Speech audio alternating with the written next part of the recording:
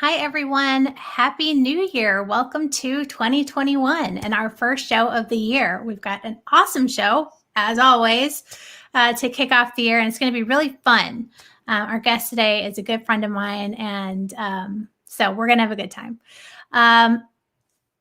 We are talking today about entertainment. I know our last show of 2020, we talked about some stuff in the entertainment field, and that was more radio and TV.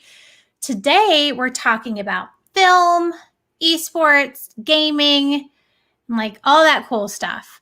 When we think about our big data segment as it relates to your career, let's kind of drill into that a little bit. So we covered entertainment last year.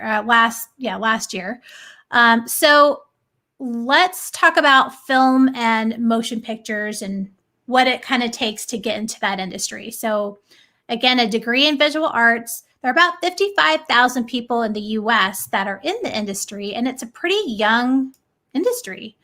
Average age is about 37. So that's kind of cool. 44% female.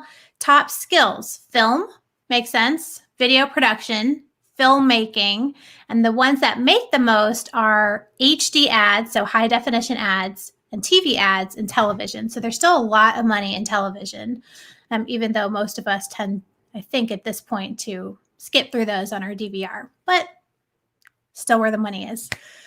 If you look at gaming and computer games, the top degree is computer science. And there are about 59,000 people in that industry. So quite a big industry if you put them together. They're really fusing at this point, and we'll talk more about that with our guest. The average age is 35, and they're only 32% of people in the industry are female. So it's really male dominated, and there's a lot of room for some female creativity in the space. Okay, so top skills: video games, video game development, and game design. Skills that make the most: mobile games, Perforce. I don't know if I'm saying that right, but apparently it's a software used for development. Our guest can correct me if that was totally off. And casual games. So games that are made for a really wide distribution. Probably something like Angry Birds. But again, we'll learn all about this stuff. And a lot of the same universities. People are coming from University of Southern California, UCLA, and art institutes. So there's one we haven't seen recently. All right, enough about data, and let us dig in with our guest today. So let me bring him on screen. Asante Bradford, how are you, my friend? Hey, good morning to you, Kashi, and I am awesome. Thank you. Good. Well, Asante is awesome. So y'all, let me tell you who Asante is and what he does. He is the project manager for digital entertainment and emerging media at the Georgia Department of Economic Development. So basically, he helps recruit all these film and like gaming and esports and all the cool emerging media and like established media. He is helping make that stuff happen in Georgia. And so it's really exciting. Asante, where are you from? Give me a lot more credit than I will, but I'm going to. He's super humble too, so let's just get that out of the way. Okay. So, where are you from? It's definitely a concerted effort of a lot of people. I know that's true. So there you go. I am from a place called Hollywood, California. That is so appropriate that you were working in film. Yeah, literally born in Hollywood. All right, where'd you go to school? Tell us how you got from Hollywood, California, to the film industry in Georgia. Well, really economic development, but the film industry and entertainment. Sure. I'm going to make it quick. I don't want to bore your guests. Please, go for it. Really quickly. So grew up in Los Angeles, and then I went to the University of San Francisco for college and majored in marketing, and wasn't really able to use my marketing degree till now, which is really cool, by the way. then actually moved back to LA because that cold weather and those costs, the San Francisco cost of living was just, God, coming out of college, it just wasn't going to work for me.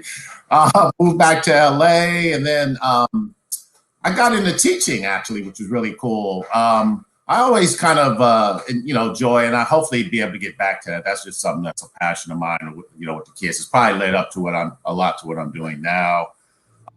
And at that time, LA was crazy. And then I had an opportunity to come here for the Olympics. So I got here around 93, 94, and did, it was like video production type work with the Olympics. And then after that was what's called the .com era.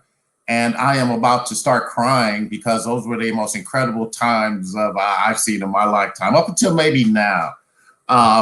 So I self-taught and literally became a developer, a web developer, started coding, self-taught, which is a huge passion of mine now, to see how it could change my life. I know how it could change a whole lot of other people's lives. So that's always been one of my underlying themes for pushing, the digital entertainment especially to a lot of our younger demographic and younger kids here.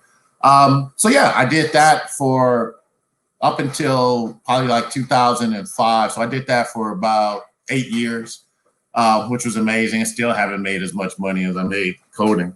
But it was great. And then the bubble came. And then at that time, literally all of our jobs started getting shipped to India and China.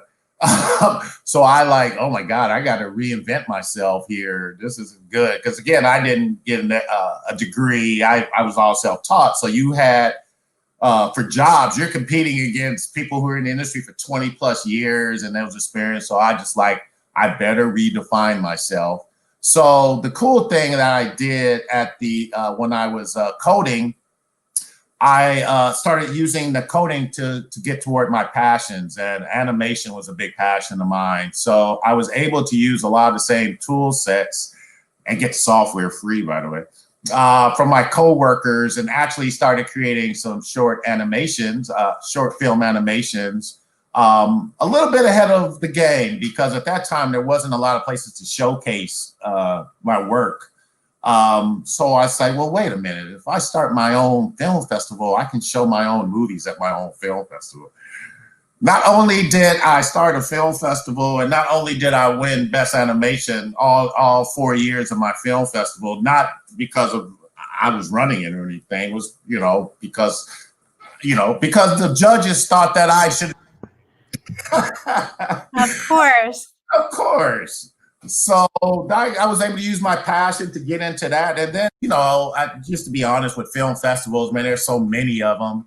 I had to kind of differentiate myself from the other ones. So I really, really pushed the digital side of things, what I'm into, which is the gaming and the animation side of things. And I was able to make some great connections. And then what happened, so I did that for 5 years, and literally, I did not know this, but my former boss here at the state actually sponsored my festival, which I found out after he hired me. But anyway, he hired me for this job. So they had this position probably for a couple of years before I got it. It was what was happening was so much of our young talent, especially here in Georgia, where we actually help educate them, like the Hope Scholarship and stuff like that. And then as soon as they graduate, they were heading off to LA. And so it was like, well, hey, let's get somebody in this position who can recruit companies that will come to Georgia so that we could keep a lot of our young talent here. So that was the essence of the position. And 14.7 months later, I'm still here. It's been an incredible journey to really see that the growth of what's happened here. Every day I'm just amazed at what's happening here in Georgia. So I hope I answered your question there without. Yeah, I feel like I've known you for I have known you for so many years, and I learned something new about you today. I didn't know that you. That makes my day. Well, it makes mine too. I didn't know that you were in animation. I'm good now, Kashi. We can whatever. Well, we might have to talk about some animations offline. All right. We're going to talk about a few things. George is killing it in animation. It doesn't get a lot of press, but we got over 100 animation companies. Tax credits, great. I'm so excited to see what happens in that space. As again, we talked about this, as technology continues to grow, which we need to add into this as well, because again, digital entertainment and technology go hand in hand. And I think that that's going to be our advantage. Yeah, cool. Okay. We're going to get to all of those things, but I want to start with the film thing that you put together. Why am I losing my words right now? Conference, film festival. I want to talk about the film festival. So you decided that the best way to showcase your work was just to start a festival. Like, that seems like a lot of work. Why did you, like, what really prompted this? I mean, did you have bigger interest in things like this? And how the heck do you even begin to pull off a film festival? Did you know people in the space, or did you have to like really meet them? And like, where did you connect with them so early on? Like, tell me everything. Number one, you better be passionate about it, you know, and that's a shout out to whatever you're doing in life. And I'm sure you guys can all relate. Without that passion, there's just no way I would have pulled it off. And I literally pulled it off the first one in 6 months, which was just crazy. But to answer your question, no. Again, I'm more in the tech space, so I had to build these relationships. But like I said, I think my selling point was that I was different than all the other film festivals that were out here. And then the other cool thing was, you know, to be blessed with kind of the burgeoning of the Atlanta film industry was just kind of starting. So the Tyler Perrys, the Rainforests, all of those guys, and a lot of the people who work with them, I was able to build relationships with my film festival, you know, obviously being one of the first ones and being able to offer them opportunities to talk about what they're doing and stuff. So over those years, I was able to build those great relationships. And then even later on with the sponsorship side, as you know, that's the toughest side, and really getting local to understand how important it was to sponsor those type of local events, you know, and really, again, it helped put me on the map, and that already led to this job. So, yeah. It was. So, like, starting a conference, what would you say is one of the biggest skill sets for pulling off any kind of large event, or, you know, something that's really focused on a topic? You know, it's a big undertaking. And no doubt it is. It's your time, and your time is valuable, in my opinion, too. So I would go back kind of what I said, too. First off, you got to be passionate about it, because you're going to be putting in those hours when you don't need one in those hours. So you got to love what you're doing. You got to see the finish line and exactly kind of what you're trying to get to. Now, what does the finish line look like? What are you trying to do? What are you trying to accomplish and get to? And for me, it was about branding myself. You know, I definitely wanted to get out there as an animator at that time, and just look for opportunities potentially to sell the show or whatever like that. I was a little bit ahead of the game, and I think that a lot of companies in the .com era were just ahead of the game. I think the bandwidth, it literally just wasn't there for so many great ideas, which I always said, hey, man, I'm going to go back and look back in Google and look at all the companies that failed during those times, because I think a majority of them would kill now just because of the added bandwidth and opportunities here, the streaming and those things. So I forgot your question, but I sure was delivering some stuff there. But You did great. You did great. Yeah, whatever I was saying, I felt good about it. Well, I'm glad. I feel good about it too, and I'm sure the students do too. So it's really about being resourceful, and you created an opportunity for yourself. You didn't just like wait for opportunity to fall into your lap. You created this environment which allowed you to have a platform. So sometimes you do things because you can help yourself. You can also help a lot of other people along the way, which I'm sure you did by showcasing their films and giving them opportunity and a platform. But you know, there are all kinds of ways to showcase your talent and what you're doing. And you also showed that you had a different side of you, which wasn't just the creative side, but also that business, organizational side. I mean, people really took note, and I'm sure that's a lot of also what brought you to this position at economic development, right? Kashi, I think you nailed it. And if you can, when you edit this later, if you could take the audio that you just talked about and put it on my face and have me say what you just said, I think you got it. And literally, I think you nailed it. And that's for the students listening, do it. So I talk to people who tell me they're a filmmaker. And I'm like, okay, well, where's your film? Or they tell me they're a singer. And I'm like, okay, well, sing. Because to me, again, you just nailed it. If you do it, just go out. There's no more excuses. Again, making movies, a top movie at Sundance last year was shot on an iPhone. Yeah. If you want to be a content creator, create content. Yeah, absolutely. Agreed. Just do it. Get out there and do it. It's the same for anything. Starting a company, whatever you're passionate about. If you're truly passionate about it, get out there and just take that first step.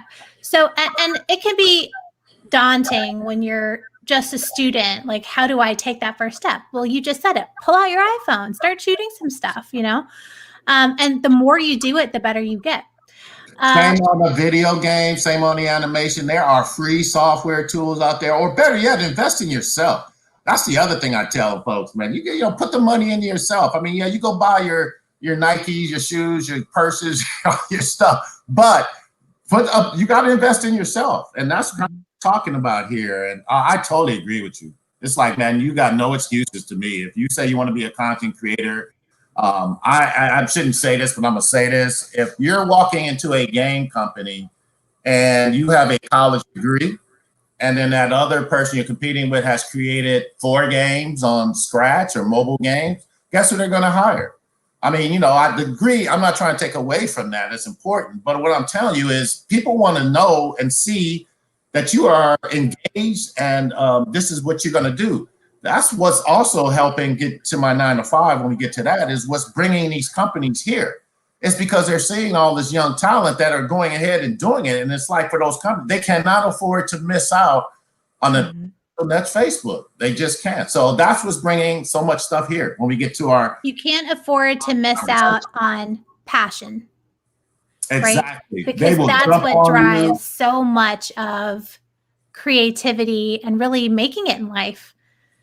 But degrees are important too, but they're not the end all be all. Our educators out there, I'm not trying to take away, but I'm just saying that you got to have a passion of both. Yeah. So you mentioned this a little bit, but you have been in and around the film industry in Georgia for a long time. How are we different than LA? And how has the film industry grown and changed here? That's a good question. And you know you're going to get me in trouble for this one, Kashi. I get in trouble for this one all the time anyway. But I don't care. I ain't from LA no more. I claim Georgia. Good. So they had a head start. You know, they've had a 100+ year head start there. But I am so excited about what we can do here in Georgia for the film industry. And this is just all my opinion, people. So don't throwing darts at Kashi and saying, hey, why'd you have that guy Asante on your thing, right? But I do think we have a chance to bypass them the next couple of years. And I think it's a lot, like I said, over the years with what I do. I said, hey, it's all coming my way. It's all coming digital. COVID has basically forced that to happen. And Georgia has been in position to take up all of that and continue to build and grow. So the announcement yesterday that the unions will be shutting down production in California is a pretty significant move. And guess where all of that work, majority of that work will be coming. So, and the other thing that's happening in California is the stages. So I know we have over 100 stages here and growing and killing it. I think the majority are full. Some of them are booked for 2 to 3 years out. These are brand new state-of-the-art studios. So if you're going to be shooting a movie and you got to go in this old 100-year-plus thing that's falling down, and you're worried, I actually have heard this where they were worried that some stuff may fall on some of the celebrity stars that are shooting. That's an issue where they could come here and you got, oh my God, this is brand spanking new stuff, man. And as the industry is now changing, and it's literally, again, it's going digital. I think a lot of folks have probably heard about The Mandalorian and how they're shooting that on with virtual stages and all of that. Well, Georgia is all on top of that. Not only the game technology now that's going to be used with film and television, the Unreal Game Engine, which we are now getting in our schools, our high schools, our colleges, also the film and television side, which we have as well with our Georgia Film Academy. Our Georgia Film Academy is teaching more below the line, and we'll be getting above the line as well. And then also bringing in, now they're also sports and gaming, which is awesome, right? So no other state is doing any of this stuff.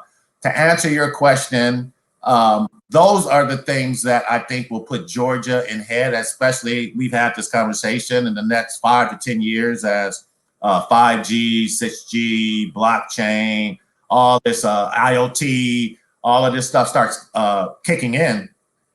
I think we are in position to dominate, continue dominating, and to also bridge the gap between the science, the arts and sciences, such as we will be, we mentioned it, animation, video gaming, film, television, VR, AR. All of that is in play with us. We are literally sitting on a hub here in Atlanta as well. So we have all the technical capabilities we can want. You see me get excited about this question, Kashi. So I'm talking long, but yes, I do. I knew what I was getting into. Yeah, I knew what I was getting into the question. Okay, well, good. So it sounds like Atlanta has always been a melting pot for lots of different people and ideas. And, we're the birthplace of so much innovative thinking and innovative companies, and we continue to be. And it sounds like what you're saying is Atlanta and Georgia are really set apart because of the melting pot that's also existing within the film industry and the entertainment industry, really. I mean, it's all coming together, working together, like feeding off of each other.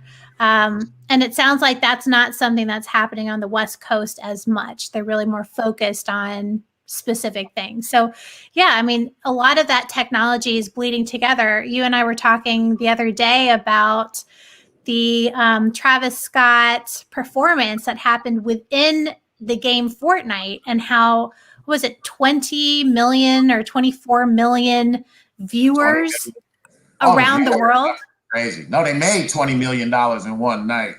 Yeah, he made $20 million in one night. So that's the first thing. The viewers, the number, I'm sorry, I don't know that number, but it was pretty high. Yeah, I mean, it had to be a lot, right? So that's entertainment coming together. That's a singer figuring out how to use what's going on these days to come up with a new way of reaching their audience within a game. Right, and it worked. You said something else there too, and I'm glad you did. And Atlanta, especially Georgia, it is the culture. That's a big part of the entertainment industry that hardly's ever talked about. But I think you just brought that up, and it kind of, we kind of breeze over that. But when you talk about the hip hop, and moving into video games, we'll Offset here with Migos owns a game company, and the sports side, which I know you're in as well. Yes, Atlanta again, or Georgia, excuse me. Yes, we have a chance at this. That bringing this exciting technology with that. I am recruiting that company here, by the way, to really be leaders because of the culture and the diversity that we already have here, that we're already been dealing with for years, right? I mean, some other places are getting to it, but hey, here I say, man, we've been having those discussions for a while already. I think that puts us a little bit ahead of the game, especially these days, as you know, a lot of some of the social things that are happening. Atlanta and Georgia, eyeballs are watching what's going on with us. You'll hear Asante and I say Atlanta and then Georgia because we're both in Atlanta, but we really strongly believe that the whole ecosystem in Georgia is important. And there's so much interesting stuff going on in other places like Columbus and Augusta and, just all over the place. So like you have to include everyone. Thanks, Kashi.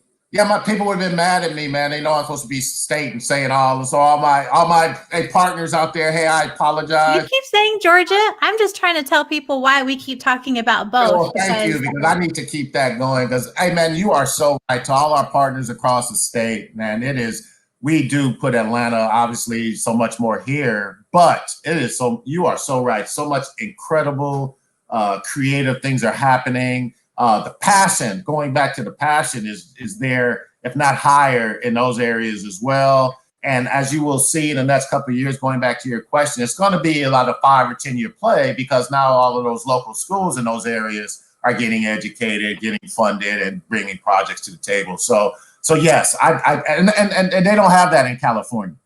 Yeah. Okay, so you mentioned sports. Yeah, you mentioned sports, and I just want to hit on this esports thing because it's pretty new as an industry. What is your role in sort of bringing these companies to Georgia, and how has the esports industry blossomed? What's going on in it? What is esports in Georgia? What is esports? How's it different than gaming? First off, we are the esports capital of the world. Yes, we're claiming that moniker and title. We got work to do to get there, but hey, we got to shoot high. So we're shooting high. So that's number one. Yes, we got a lot of work to do. Number two is esports, in my opinion, is just a carrot, at least in my eyes. It's a carrot for building a future workforce here that can really tie into a lot of the entertainment arts, because what's so cool about esports, and I got to give you my first experience. We did a trade mission to Gamescom Europe, 8 years ago, and took a couple of our companies there, right? And one in particular, High Res, had a pretty big esports game called Smite.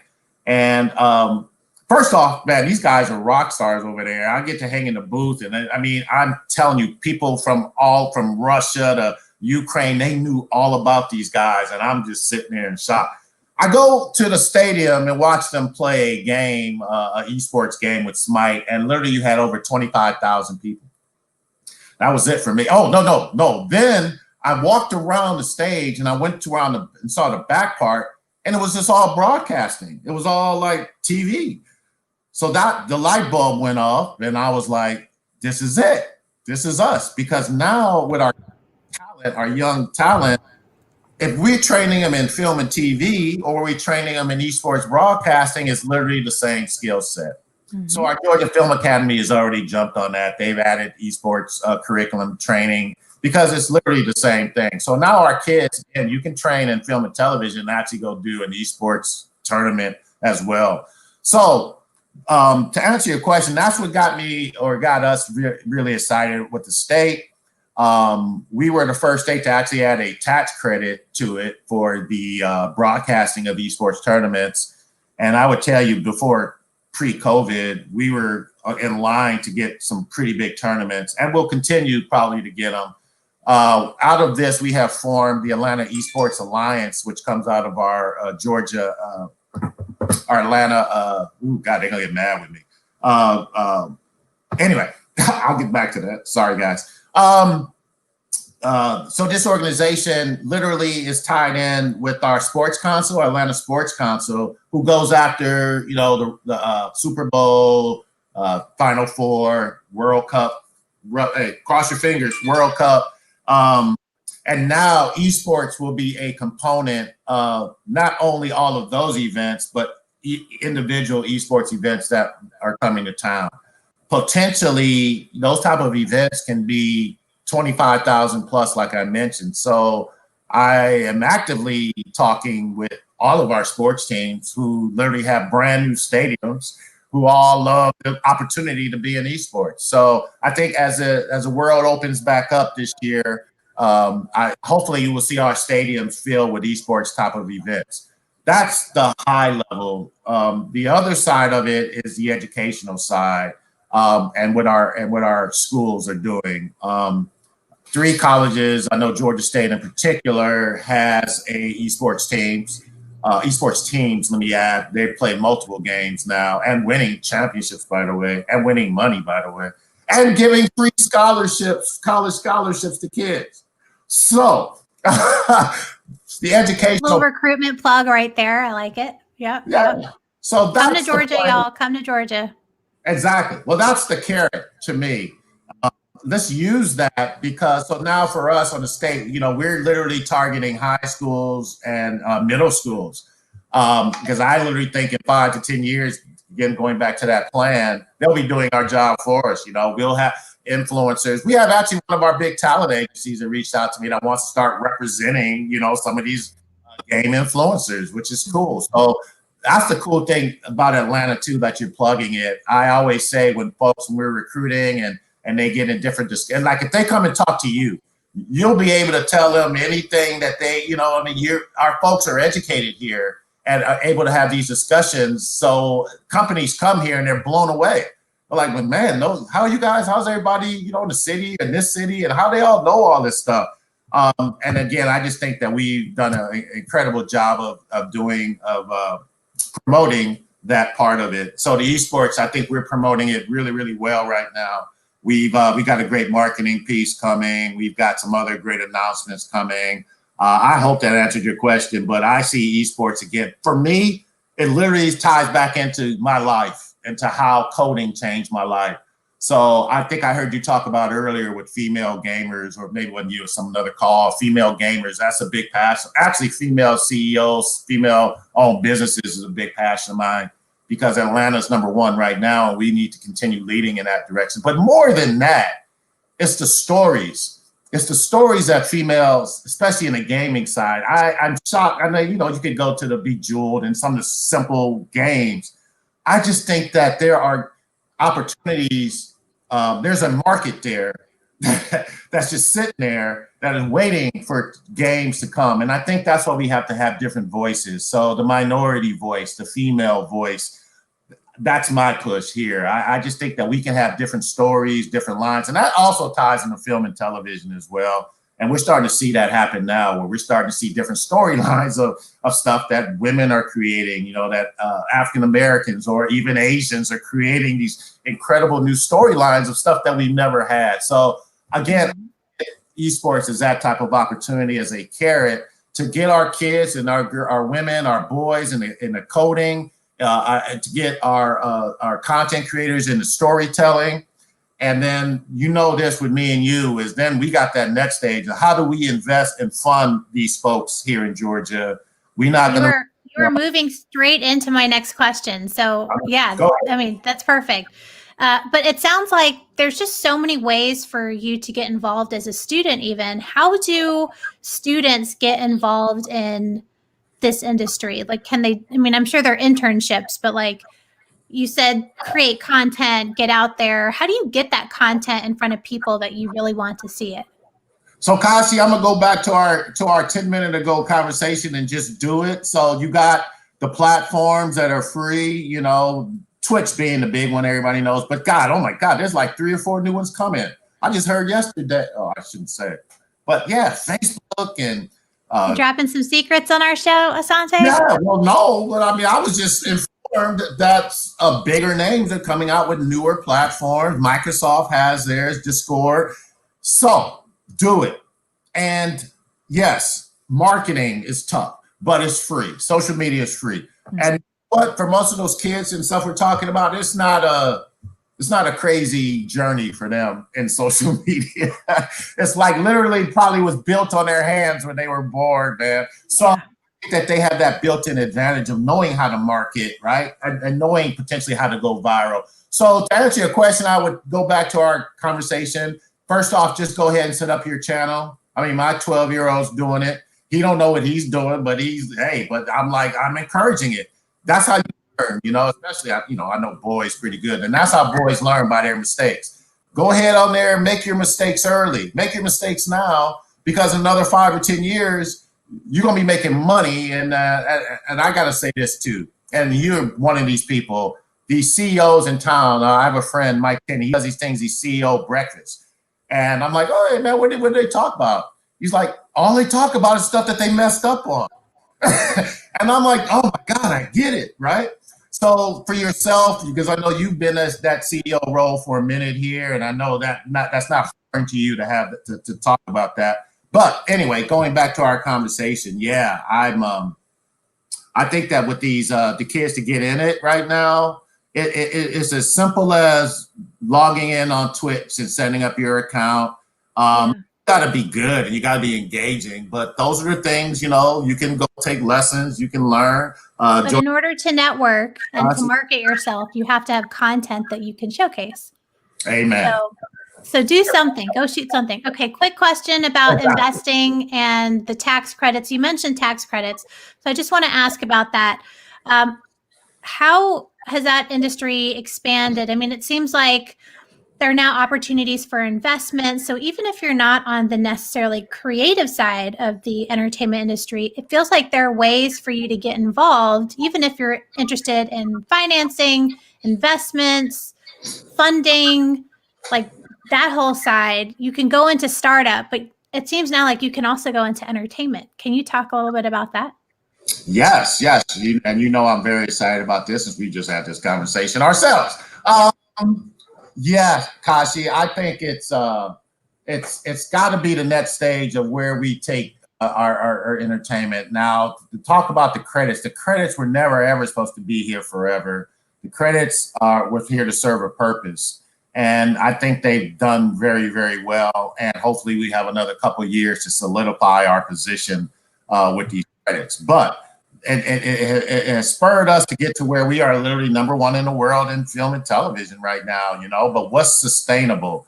And, you know, we had this conversation. I was a little concerned. Sometimes our politics might get in the way of our entertainment industry. As you know, last year, there was some threats of entertainment industry pulling out of Georgia, you know, and then, so my question was to folks, so what are we going to do? Mm-hmm. Yeah. So that's kind of what I would answer this question is, you know, the next stage is we've got to do it ourselves, you know, so yeah. You're at the ground floor, which to me is even more exciting because we get to build this our way and ourselves. So I think all of the tools that you were mentioning are in place to create a positive investment opportunity or investment flow for a lot of accredited investors that are here in the state to be able to maximize their returns on this entertainment industry, mostly because of these tax credits, eliminating a lot of the risks that are usually a part of any type of entertainment project. So when you put those credits there for an investor and you know, hey, 30% of your money is covered, and then there's other things that you can do. You know, there's insurance that you can get as well for investors that, you know, the production has to happen no matter COVID or what. There are some things in place like you were hinting to that would be an incredible opportunities for these investors. So literally over the years, I've seen more folks get educated on and buying our tax credits, which I'm still in shock that more folks aren't doing that because you're literally looking at probably an 8 to 10% return just by buying folks credits. So you're starting to see the accountants who are leading the way, our accountants and lawyers. By the way, I'm giving y'all a shout out here because you guys are the ones that are on the floor educating your clients, which are a lot of the ones that would fall into this group. So I'm excited that I've been having more conversations with you guys about this and even talking about how, you know, on the state level that we can assist and help to educate more folks on these opportunities. So yeah, the returns are there, the risks are there, but we need to understand those risks, teach those risks, and find out ways to offset those risks. And I think entertainment.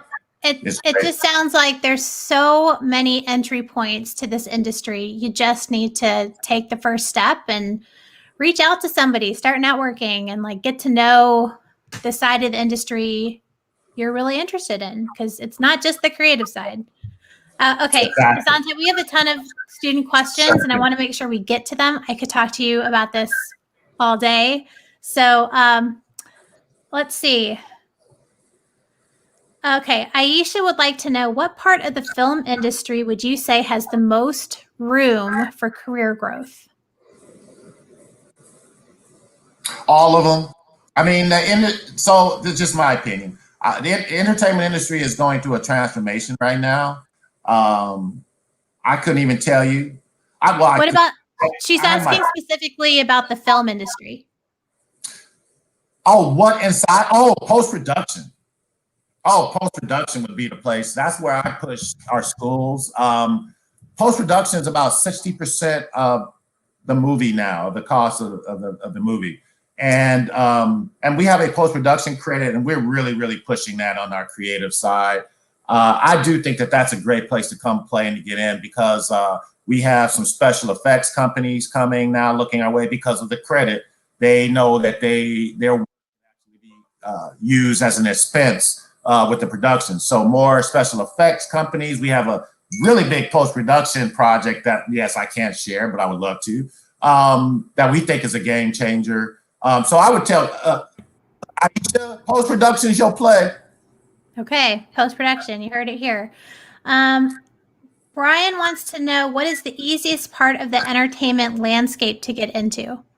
I think we've covered this, right? I mean, pull your really phone out, Brian. Pull your phone out, man. You can do it. You can be a filmmaker like in an hour. Yeah. I think that's the easiest way, using these tools. Gaming, you can go ahead.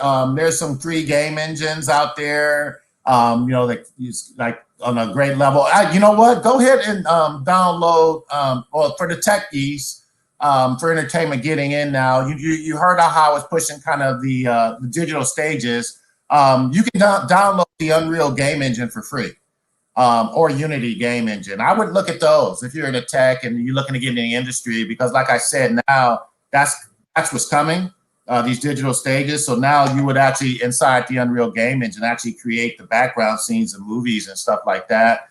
And that's just film and TV, but also gaming and animation. You could use those same assets. So I would look at these game engines now if you're into the tech side. Again, it's free, and you'll be amazed. Again, from a web developer now, I think, the WYSIWYG, we used to call it, and the software tools are becoming very much WYSIWYG now. So yeah, I would, for the guys, I would look at that. And then, for the content creators, we talked about it, Kashi, you're right. Just do it. The tools. Yeah. Skip wants to know, are you a gamer? I'm not going to call myself a gamer anymore. I mean, I still play, but I just mostly just play sports games, and I mostly get my butt kicked by my 12-year-old on Fortnite and stuff like that. So no, I can't even claim the title anymore. But yes, in my day, I would have definitely been what's called a gamer. What was your game of choice? I was into sports. I wasn't really good on the fighting games, so I was always into sports games. No Street Fighter. Yeah. Oh God. Yeah. I love Street Fighter, NBA 2K. What games did you play, Kashi? I mean, my brother and I used to stay up and like play all these games. We played Street Fighter, and gosh, we were really old school. I mean, this is how old I am. That's okay. We were really big into Contra, which wasn't necessarily a fighting game, but we really enjoyed that one. So we used to play it together, stay up late, All right. Rosetta would like to know, what is the cutting edge technology being used in entertainment these days? The Unreal Game Engine. Unreal Game Engine. Okay. So check that out. He just told you the two engines that you should be looking at. So they're free. Get on those platforms. They're free till you publish. Once you publish, they don't get their little cut. But at least you can play with it. And I think, like I said, you will find it much more easier to navigate. Right. And you know what, man? YouTube's a beast. There's a lot of free lessons on that thing too. So anyway. Yeah, totally. Okay. Here's a good one. Why did you decide, this is from Courtney, why did you decide to work in economic development instead of the film industry, like the film side of the film industry? Right. Good question. That's a great question. It was a steady check. Hey, that's a real answer. Yeah, man. I came out of that film festival, relying on sponsorship life, and that got started burning out on me, man. So, yeah, this position came up, and it was just a little solidify myself a little bit more. And yeah, that's kind of how I got in economic development. And again, the cool part, going back to my marketing degree that I never able to use, now I get to market the state of Georgia, So I really enjoy that part of it. And but yeah. Yeah, that relates. So Jen had a similar question. What excites you most about what you do? I love economic development, man. I will give you this one story. I went in, we had a project as a company that came here that did the Titanic 3D movie. So they were, I don't know if you guys remember a few years ago, they were converting movies to 3D. And so I got a chance to work with Sky Eric Darren. And so we talking, and I met him and his friend. And then he's like, okay, man, we go, everything went. Next time I walk in there in a month, there's over 50 employees and all colors, all young, just young folks, right? And I'm like, wow, dude, this is just amazing, right? And he's like, yeah. I'm like, so where'd you get them from? What schools? And he's like, well, that kid was working at Starbucks, and then that kid was working at Quick Trip. And then it hit me, and I was like, wow, man, we are changing people's lives. Mm-hmm. That's been my thing. So even working with you, Kashi, over the years, and you have something, you'll wake up and you're like, I got this great idea. And I get that you'll be able to tell me about it. And to see how you have come from something that you just had a dream or woke about to make it come to fruition, I find no more greater pleasure in the world. So I hope that answered your question, but that's what I find every day, to be able to talk to people like Kashi is such a blessing. And that's the other part. I get to talk to successful people and to see how much they failed at things, that they're just like everybody else, man. Matter of fact, they have failed probably more than anybody. That's true, though. I love it. They're humble about it. Going back to that CEO breakfast, right? It's like, man, hey, dude, don't go down that direction. I went that direction and screwed up. But to be able to put yourself out there for failure and to understand that, hey, Kashi, I give you kudos, and I know nobody has today, to put yourself out there in that position, right? It's high reward, but it's high risk. And it's very emotional, as you probably know. I get a chance to talk to people like you every day, Kashi. So that's very sweet. The more you're trying and just putting yourself out there and putting out content and whatever, the more, it's more often than not, it's not going to work. But there are more opportunities for it to work because you're putting out instance after instance after instance. You're trying. Eventually something works. Something good sticks. It's a matter of time. It's just a matter of time. And if you only put a couple of things out into the world, you only have a couple of chances. But if you put like 100 things, well, don't get too crazy and scattered. Right. You only need one to work, though. You only need one to work, but you got to increase your chances. Exactly. That's why I think the more successful people really try. And they have those failures and they're okay with them because they take the opportunity to learn from it. And so it's not necessarily a bad thing if you get a rejection. Oh, it's a good thing. Because the next one around the corner is coming. I mean, I believe that, the universe works that way, right? Absolutely. That next one is it's a matter of time, like you said, Kashi. But like when you get the rejection, don't be afraid to ask for feedback. Why? Could you give me some coaching? Like people will always, or most of the time, they're really open to just giving you some constructive feedback, even if they're not very nice about it. Take that and use it and get better because that's how we all learn. I mean, nobody started out perfect and nobody is perfect. Right. So yeah, my little soapbox. Okay. A few more questions. Tracy, let's continue down this economic development trend. Tracy wants to know, how do you bring competitors to the state? Do you have to give them the same benefits? if they're coming in the state, they're not a competitor. So yes, they get the same benefits. Long as they're in Georgia or moving to Georgia, you get just as much as anybody else. So we don't look at it really if you're competitive, if you're moving in state, you know. So we got over 100 sound stages. I don't see them as being competitors. They may look at themselves as that, and they probably do. And then the other, I mean, you know, to look at that in the bigger picture, when companies, the good news, like with gaming companies, now we have so many, but it was an issue before, because if you're moving your game company here, and these aren't kids, by the way, people, I think you nailed it when you talked earlier about the stats. People were blown away. These are grown-ups, man. They got kids, they got wives, and they care. So you got to recruit the wife, not first off, is a big part of it. But again, for them to move here, they have to know that if something messes up, that they can walk across the street to their competitor. So to answer that question a little bit, I would also say for the state, we love when companies are picking talent off of each other.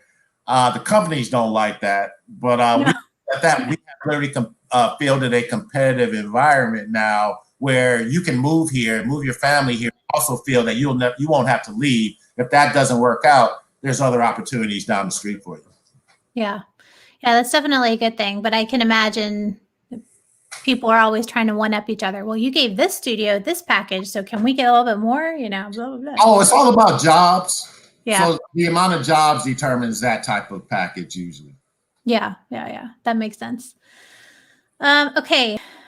Like 2 more. Derek is saying that he's thinking about starting a gaming studio. Awesome. That's cool. Yeah. What should he be thinking about? Good question.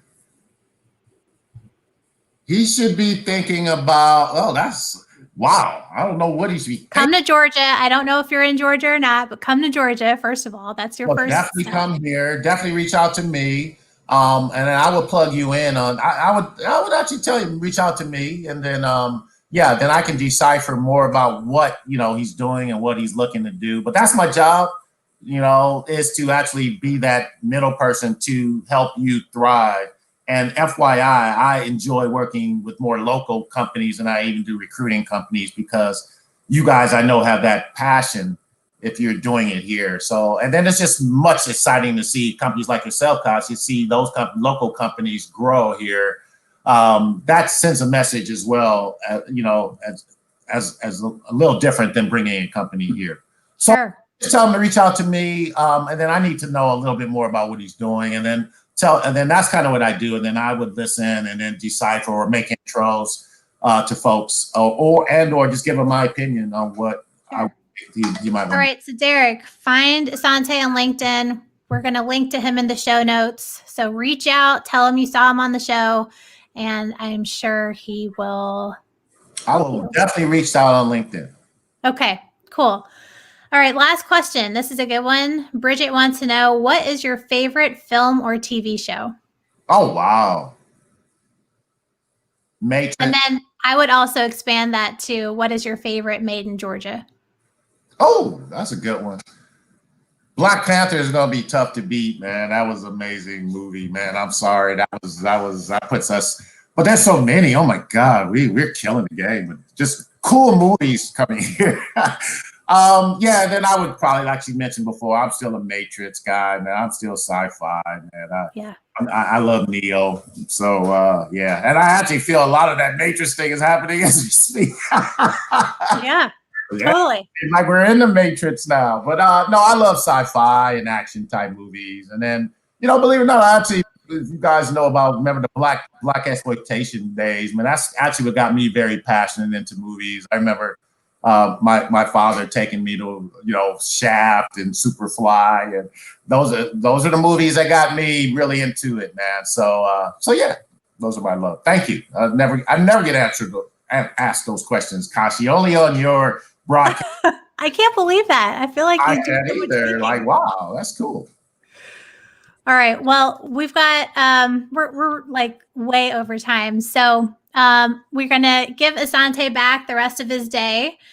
Thank you very much for coming on today. Thanks for having me, Kashi, and I hope you didn't have a lot of dropouts or people are like, man, this guy talks too much. But I'm excited, and Kashi, me and you, we're going to do some big things here, man. So I'm excited to see folks like yourself doing these type of things. I just think education, going to wrap up my conversation here, education and the stuff that you're doing to educate us, that's where we got to go. I think there was a question earlier on that. I just think it's just time that we start educating each other, having these type of forums where we can have these discussions, you know, and then there's no stupid questions. Totally. And I think the biggest piece of advice from today is just get out there and do it. Let's do it, man. Nike stole that thing. Let's do it. That was they me came up with the best slogan. We should have got that back in the day, man.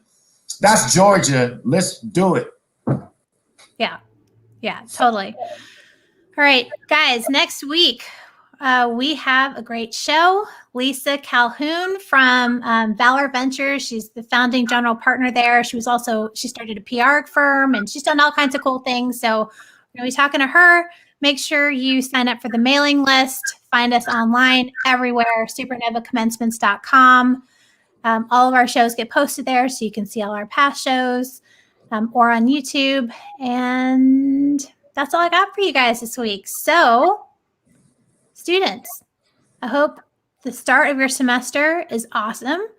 Make the most of this really unique time. We're still going through it. And it's kind of cool, the opportunities you're getting from a digital perspective. So make use of those opportunities.